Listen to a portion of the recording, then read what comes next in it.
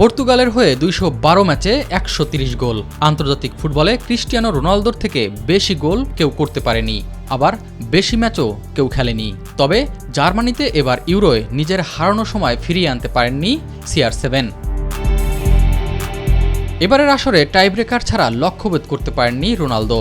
বড় মাপের আন্তর্জাতিক টুর্নামেন্টে এবারেই প্রথম গোলহীন থেকেই বিদায় নিলেন ক্রিস্টিয়ানো। শুধু কি তাই, ইউরোয় এক আসরে সর্বোচ্চ সংখ্যক শট নিয়েও গোল না পাওয়ার অনাকাঙ্ক্ষিত রেকর্ডে যৌথভাবে ভাগ বসিয়েছেন রোনালদো।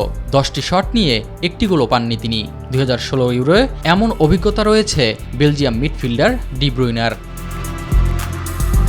ইউরো থেকে পর্তুগালের বিদায়ের পরেই সামাজিক যোগাযোগ মাধ্যমে রোনালদোকে এখনই বিদায় বলেছেন অনেকে। তবে কোচ রবার্তো মার্তিনেজ আপাতত তেমন কোনো সম্ভাবনা দেখছেন না। পর্তুগালের এই কোচের মতে জাতীয় দলের হয়ে শেষ ম্যাচটি খেলে ফেলেননি ক্রিস্টিয়ানো রোনালদো। 2016 ইউরোজয়ী রোনালদো এখন 2026 বিশ্বকাপে খেলবেন কিনা সেটাই দেখার বিষয়, কেননা তখন তার বয়স হবে 41 বছর। তবে কেরিয়ারে এটাই যে শেষ ইউরো তা এক ম্যাচ আগেই জানিয়ে রেখেছিলেন ক্রিস্টিয়ানো রোনালদো। SM আরিফ, মাই টিভি।